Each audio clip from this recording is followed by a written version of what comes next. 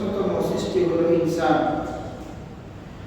وَإِذْ قَالَ رَبُّكَ لِلْمَلَائِكَةِ إِنِّي جَاعِلٌ فِي الْأَرْضِ خَلِيفَةً وَإِذْ قَالَ رَبُّكَ لِلْمَلَائِكَةِ إِنِّي جَاعِلٌ فِي الْأَرْضِ خَلِيفَةً قَالُوا أَتَجْعَلُ فِيهَا مَن يُفْسِدُ فِيهَا وَيَسْفِكُ الدِّمَاءَ وَنَحْنُ نُسَبِّحُ بِحَمْدِكَ وَنُقَدِّسُ لَكَ قَالَ إِنِّي أَعْلَمُ مَا لَا تَعْلَمُونَ। সূরা বাকারা আল্লাহ তাআলা চমৎকার বাচনভঙ্গিতে ফেরেশতাদের উদ্দেশ্যে বলেছিলেন, ফেরেশতারা শোনো, আমি জমিনের উপরে আমার প্রতিনিধি নিযুক্ত করতে চাই, খলিফা বানাইতে চাই। ফেরেশতারা উত্তর করেছিল, না না, বানানোর কোনো প্রয়োজন নাই, তারা মারামারি করবে, কাটাকাটি করবে। আল্লাহ তাআলা বলেছেন আমি বানাইতে চাই, তারা বলেছেন দরকার নাই।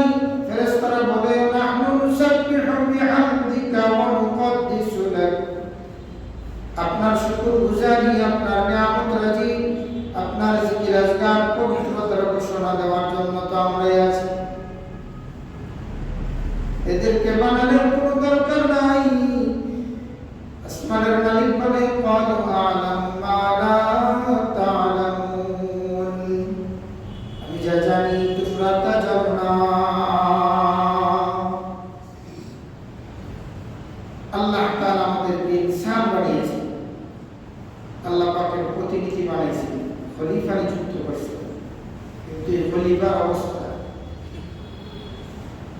ভাই ভাইয়ের চোখ, যাতা মানুষের চোখ আঙ্গুল দিয়ে উঠে, তাও আমাদের দেশে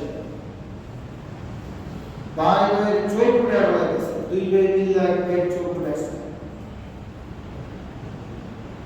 মা মারা গেছে, ঘরের ভিতরে 17-18 দিন যায় খবর নাই, তার 17 দিন পরে মাকে দেখতে গেছে, কবে মারা গেছে খবর ভালো করে খেয়াল করে দেখো। আল্লাহ মানুষের ভিতরে এক প্রকারের আকল দিয়েছে, কঠিন এক আকল। এই আকলের হিসাব নেওয়া, ব্যাকরণ মানুষের কোনো হিসাব টিসাব নেই, মস্তিষ্ক বিকলঙ্গ চলে না, রাস্তায় কাগজ চোখায়, ওখানে খায়, ঘুমায়, ওদের আমল নামা নেই। কিন্তু যার আকল আছে, ভালো মন্দ বোঝা, এসে অন্যায় করবে, আল্লাহ তাআলার দরবারে হিসাব রেখাট করা যাবে। তোমাকে আকল দিয়েছি, কমন সেন্স, এই আকল থাকার পরে যারা অন্যায় অপরাধ করবে এদের বিচার। আমাদেরকে আল্লাহ তাআলা মাটি দ্বারা বানাইছে। কি দ্বারা বানাইছে বলেন? কি দ্বারা বানাইছে? না, মাটি দ্বারা। তার ভিতরে সন্দেহ আছে? কোরআনে হাকিমের মধ্যে আল্লাহ বলেছে, হাল আতা আলাল ইনসানি হিনুম মিনাদ দাহরি লাম ইয়াকুন শাইআন মাযকুরা ইন্না খালাকনাল ইনসানা মিন নুতফাতিন আমশাজ নাবতালিহি ফাজআলনাহু সামিআন বাসীরা إنا هديناه السبيل إما شاكرا وإما كفورا। আল্লাহ পাক বলেন সূরা দার ভিতরে, আল্লাহ পাক বলেন হাল আতা আলাল ইনসান হিনুম মিনাদ দাহরি লাম ইয়াকুন শাইআন মাযকুরা। ইনসান, তোমার অবস্থা কত এরকম ছিল, তোমার নাম ছিল না, তোমার কোনো দাম ছিল না, তোমার কোনো সুন্দর চেহারা ছিল না, তুমি দুনিয়াতে আসবে, তোমার সম্মান হবে, এরকম কোনো বস্তুই তুমি ছিলে না, কোনো বস্তুই ছিলে না। লাম ইয়াকুন শাইআন মাযকুরা, তোমার কোনো পরিচয় ছিল না। আসলে আমার কোনো পরিচয় ছিল না, আল্লাহ আমাকে বানিয়েছেন।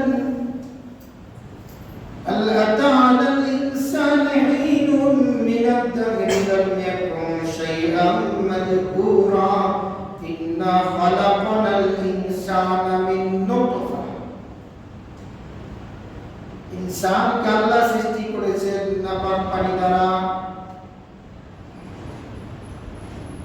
এই নাপাক পানি সুম্মা খালাকনান নুতফাতা আলাকাতান ফাখালাকনাল আলাকাতা মুদওয়াতান ফাখালাকনাল মুদওয়াতা ইযামান ফাকাসাওনাল ইযামা লাহমা। এক ফুটা নাপাক পানি, দুর্গন্ধযুক্ত নাপাক, যেখানে লাগবে পানি নাপাক, শরীরে লাগলে শরীর নাপাক, কাপড় লাগলে কাপড় নাপাক। আল্লাহ বলে এই নুতফা থেকে আমি তোমাকে সুন্দর অবয়ব স্বরূপ দিয়ে সৃষ্টি করেছি। মাটি দ্বারা আমি তোমাকে সৃষ্টি করেছি। মাটির কিছু গুণ আছে, কি বলে গুণ আছে?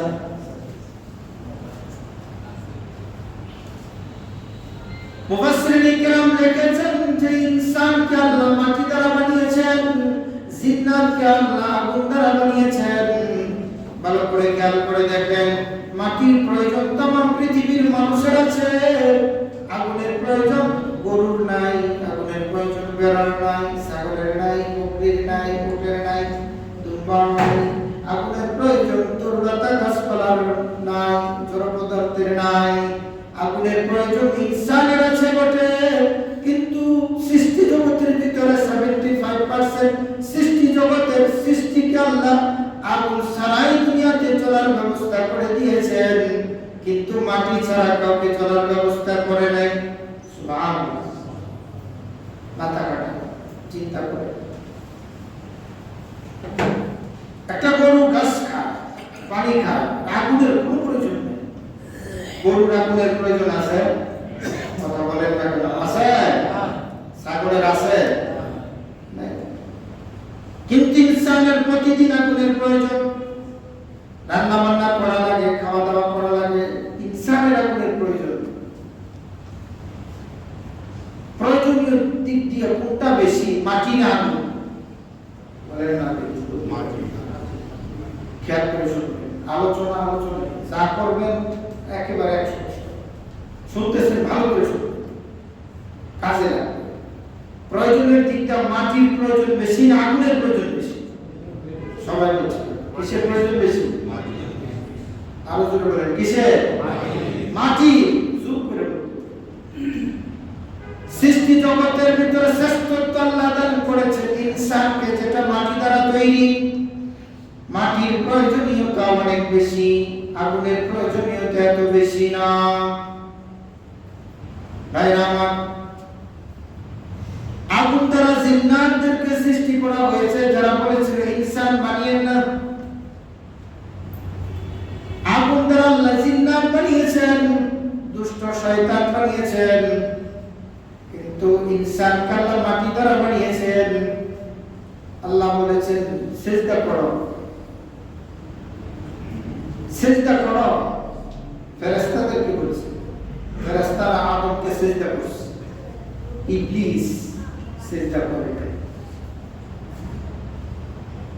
সে তো ফেরেশতাদের উস্তাদ ছিল, অনেক পড়াশোনা করছে, অনেক জ্ঞানী বুদ্ধিমান, সে তো সিজদা করে না। আল্লাহ জিজ্ঞেস করছেন, কি বাবা তুমি কেন সিজদা করো না? সে বলে আনা খায়রুম মিনহু, আমি উত্তম, মাটির আদমের চেয়ে আমি উত্তম। আল্লাহ কিছু বলে না, সে এবার উত্তর দিচ্ছে কেমনে? খালাকতানি মিন নারি ওয়া খালাকতাহু মিন তিন। আমি তো আগুনের তৈরি, আমি শ্রেষ্ঠ, সে মাটির তৈরি। মাটি নিচের দিকে যায়, আগুন উপরের দিকে যায়, তার ভিতরে আগুন তো চলে আসছে। আল্লাহ তাআলা তার উপরে লানাতুল্লাহি আলাল কাযিবিন, লানাতুল্লাহি আলাল কাফিরিন, আজীবনের জন্য লানতের একটা তক্তা চলে গেছে। তক্তা নিয়ে এসে আছে। অভিশপ্ত হয়ে গেছে। আর মাটির আদমের মর্যাদা আল্লাহ এই পরিমাণ বাড়িয়েছে, ফেরেশতাকে আল্লাহ বলেছেন সিজদা করো মাটির আদমকে। সুবহানাল্লাহ।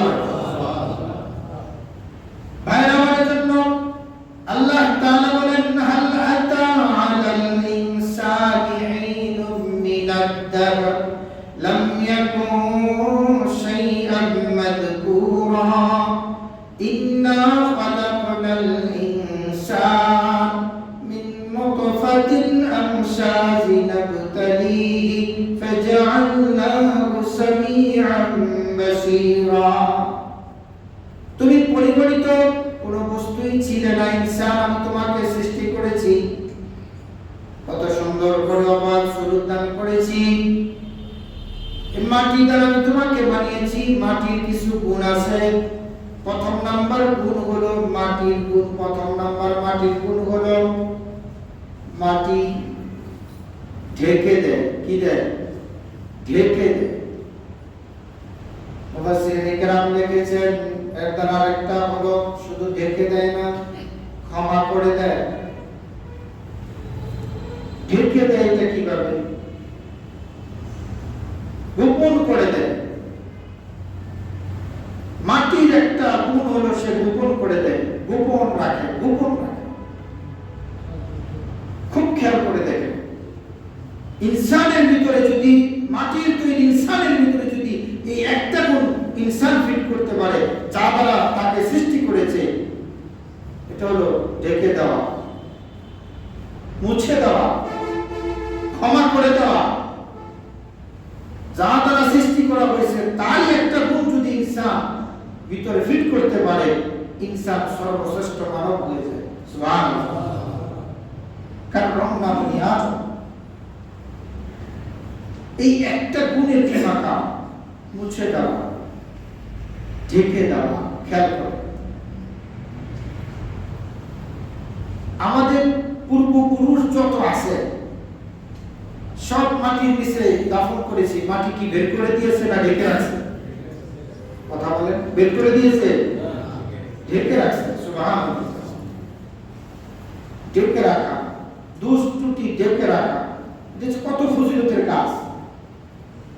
আমাদের দোকান চা হোস্টেল বিভিন্ন জায়গায় আমরা যখন বসি, আরে সর্বনাশ, কি হুজুর আর কি হাজি কি গাজি চলছে, কি মত শেখায়, আরে সর্বনাশ। কারণ দোষকে ঢেকে রাখতে জানি না। কিন্তু আপনি যে জিনিস দ্বারা তৈরি হয়েছেন, আল্লাহ যে জিনিস দ্বারা বানিয়েছেন, তার এক নম্বর গুণ হলো ঢেকে রাখা। সুবহানাল্লাহ। ঢেকে কিভাবে রাখবেন? মাটির দ্বারা মানুষকে যখন দাফন করা হয় মাটির ভিতরে, সে বের করে না, ঢেকে রাখে। আযাব হয়, ঢেকে রাখে। ভিতরে সাপে কামড়াচ্ছে, ঢেকে রাখে। জান্নাতের ভিতরে আছে, ঢেকে রাখে। अगर ফেরদৌস से कोई जमीन আছে, আমি নষ্ট, আমি নষ্ট, আমি নষ্ট। জমিনের কিছু জায়গা আছে যেখানে মানুষ জান্নাতে আছে, কিন্তু উপরের কেউ বুঝতে পারবে না। সুবহানাল্লাহ। জমিনের কিছু জায়গা আছে যেটা জান্নাতের টুকরা হয়ে আছে, কিন্তু এটা কেউ বুঝবে না। উপর থেকে বোঝা যাবে না, দূর থেকে বোঝা যাবে না। এটা মাটি এইভাবে ঢেকে রেখেছে, নিচে জান্নাতের বাগিচা চলছে। সুবহানাল্লাহ। নিচে জাহান্নামের আগুন চলছে, আযাব চলছে, মাটি এটাকে ঢেকে রেখেছে। সনাতন ধর্মের অনেক সময় এদেরকে আগুনে পুড়িয়ে দেওয়া হয়।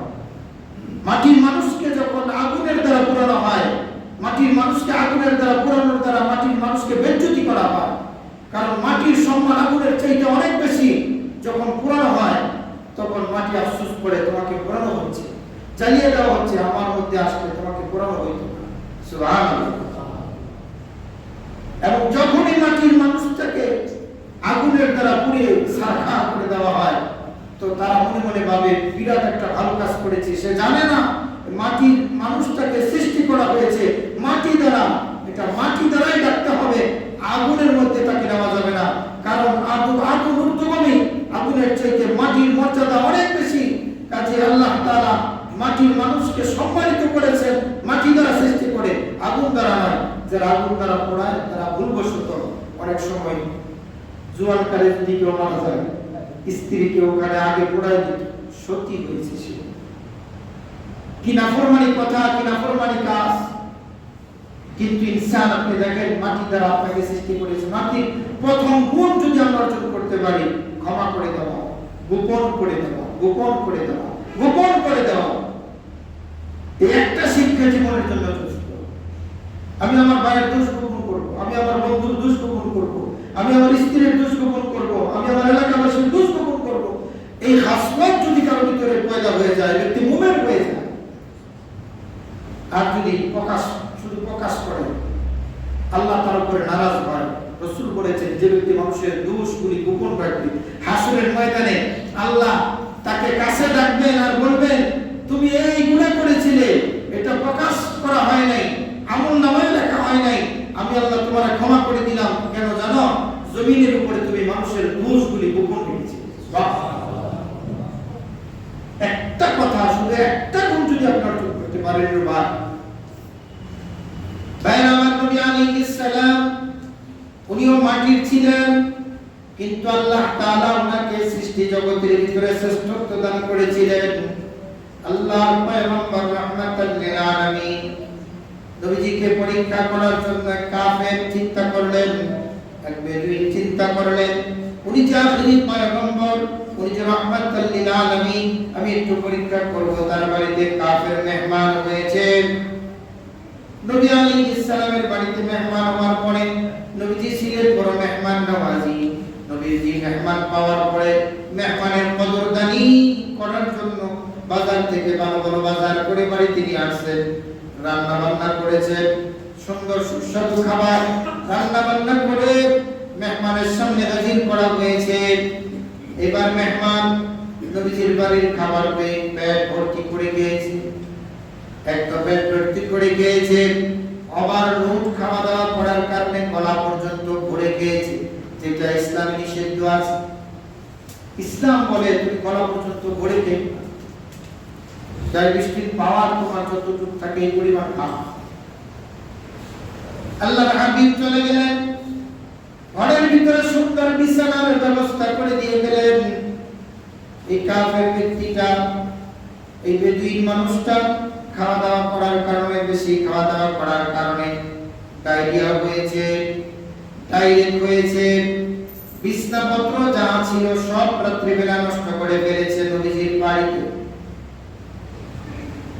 সকাল হওয়ার আগে গিয়ে চিন্তা করলেন, আমি যে কাজ করছি, আমার এই খবর যদি বাড়িওয়ালা জানে, নবীজি জানেন, আমাকে একেবারে পিঠে শেষ করে দিবে। এই কাজ কেন করলাম? কাজী অন্ধকার হওয়ার আগে আমি চলে যাই। চলে গেছে। যাওয়ার সময় খেয়াল ছিল না তার সাথে কিছু জিনিসপত্র ছিল, তরবারি ছিল, রাবিয়াল্লাহ আগে তরবারির সাথে রাখতো, পাশাপাশি তার আরো কিছু জিনিসপত্র ছিল যেগুলো সে নিতে ভুলে গেছে। চলে গেছে অনেক দূর। যেতে যেতে দুপুর, ওই সময় মনে আসছে, হ্যাঁ হ্যাঁ, আমি তো আমার তরবারি রেখে আসছি, আমার অনেক জিনিসপত্র আমি রেখে আসছি ওই ঘরে। একবার চিন্তা করে যাবো কি যাবো না। যদি যায় আর উনি যদি আমার দেখে তো শেষ। যেই অপরাধ আমি করছি, বিছনার মধ্যে প্রস্রাব পায়খানা করে আসছি, তো চিন্তা করে যে না, উনি তো নবী, উনি তো রাহমাতাল লিল আলামিন, দেখি একটু টেস্ট করি।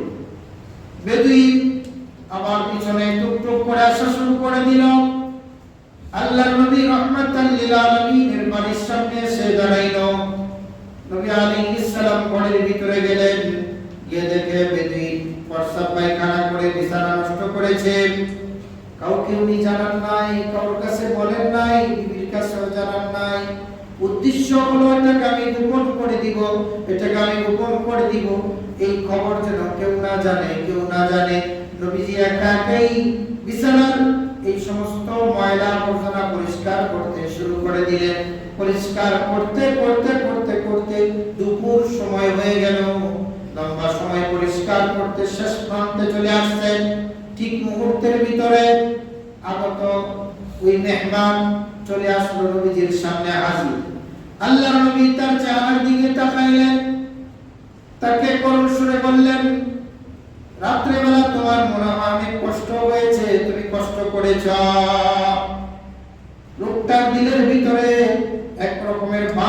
পরিবর্তন হয়ে গিয়েছে। সে চিন্তা করেছিল উনি আমাকে মারবে, উনি আমাকে দৌড়াইবে, উনি আমাকে প্রহার করবে, কিন্তু উনি আমাকে জিজ্ঞেস করতেছে রাতের বেলা তোমার বড় কষ্ট হয়েছে। হ্যাঁ, এই কেমন মানুষ! এক তো আমার অপরাধ গোপন করেছে, কারো কাছে বলেন, গোপন করার পরে আবার আমাকে বলতেছে তোমার কষ্ট হয়েছে। এই কথা শোনার পরে কাফের লোকটা, বেদুইন লোকটা দিলের ভিতরে এক প্রকারের ধাক্কা লাগে। কি ইনসান, কি মানুষ, নগ্ন কিছু। সে মুহূর্তকাল আর দেরি করে নেয়, নবীজির হাতে হাত দিয়ে বলেন, আপনি যে ধর্মে আছেন, যে ধর্ম এটা শিক্ষা দেয় মানুষের অপরাধগুলি ক্ষমা করে দেওয়া, মানুষের অপরাধগুলি গোপন করে দেওয়া, অন্যায় অপরাধকে গোপন করে তাকে মুক্তি দেওয়া, যে ধর্ম এটা শিক্ষা দেয়, এই ধর্ম আমি গ্রহণ করতে চাই, আমাকে কালিমা পড়ায় দেন। বলেন সুবহানাল্লাহ। নবী আলাইহিস সালাম তলোয়ার উঁচা করে মানুষকে মুসলমান বানান নাই, আখলাক দিয়ে, চরিত্র দিয়ে, ভদ্রতা দিয়ে, নম্রতা দিয়ে, তাওয়াজু। ভাইরা আমার, এই জন্য মাটির এক নাম্বার গুণ হলো ডেকে দেওয়া, মাটির এক নাম্বার গুণ হলো ক্ষমা করে দেওয়া, মাটির এক নাম্বার গুণ হলো লুকায় রাখা। এই মাটির নিচে কত হীরা, মানিক, মুক্তা, জহরত আছে, এটা মাটি লুকিয়ে রেখেছে। শুধু এই পর্যন্তই না, এই মাটির নিচে অনেক সম্পদ আছে, তেল আছে, গ্যাস আছে, লোহা আছে, স্বর্ণ আছে, রূপো আছে, আছে কিনা বলে বল? সব মাটির নিচে আছে। মাটি তো কোনোদিন হুঙ্কার দিয়ে বলে না আমার ভিতরে স্বর্ণ, আমার ভিতরে রূপ, আমার ভিতরে জ্বালানি পদার্থ আছে, বলে বলে না। এটা একটা মাটির গুণ, আর আমাদেরকে মাটি দ্বারা সৃষ্টি করে রেখেছে। আমাদের ভিতরে এই গুণটা অবশ্যই দরকার। ক্ষমা করে দেওয়া, ক্ষমা করে দেওয়া। অপরাধ করেছে, সে জানি সে অপরাধী, এটা প্রকাশ না করে ঢেকে রাখা, ভাই ভাইয়ের দোষ ঢেকে রাখা, স্বামী স্ত্রীর দোষ ঢেকে রাখা। এখন যা হচ্ছে ইউটিউবের মাধ্যমে, চ্যানেলের মাধ্যমে দোষপত্র যা আছে সব প্রকাশ করে দেয়। স্ত্রী স্বামীরটা প্রকাশ করে, স্বামী স্ত্রীরটা প্রকাশ করে, ভাই ভাইয়ের দোষ প্রকাশ করে। চলছে চায়ের দোকান থেকে শুরু করে রেস্টুরেন্টগুলিতে। খেয়াল করে দেখবেন আমার কথাগুলি জমানার এই অবস্থার সাথে কি পরিমাণ মিল আছে, যে আমরা এটা উল্টা, মাটির যে গুণ আছে এটা উল্টা চলাফেরা করতেছি। দোষ ত্রুটি যা আছে সমানে গীবতের মতো চলছে, যেটা আমাদের দ্বারা করার কথা ছিল না।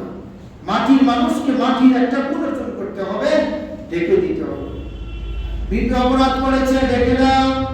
সন্তান অপরাধ করেছে, ডেকে দাও। ভাই অপরাধ করেছে, ডেকে দাও।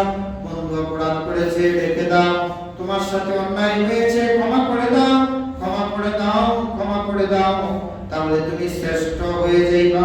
সুবহানাল্লাহ। ভাইরা আমার, মাটির দুই নাম্বার গুণ হলো গ্রহণ করা। কি করা? গ্রহণ করা। আপনি প্রসাদ করে ছেড়ে দিলেন, মাটির ভিতরে এটা গ্রহণ করবে। আপনি নাজাসাত ছেড়ে দিলেন, এটাও গ্রহণ করবে। আপনার বাড়ি আবর্জনা, ময়লা ধৌত করে এটা পাইপ দিয়ে ছেড়ে দেন, গ্রহণ করবে।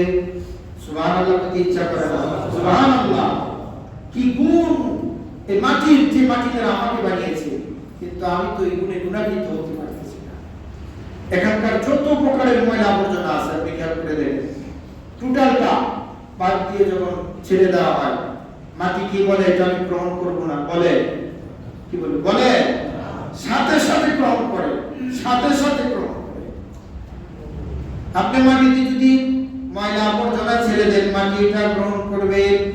আপনার শরীর পরিষ্কার করার ময়লা গ্রহণ করবে, গরুর ময়লা গ্রহণ করবে, ছাগলের ময়লা গ্রহণ করবে।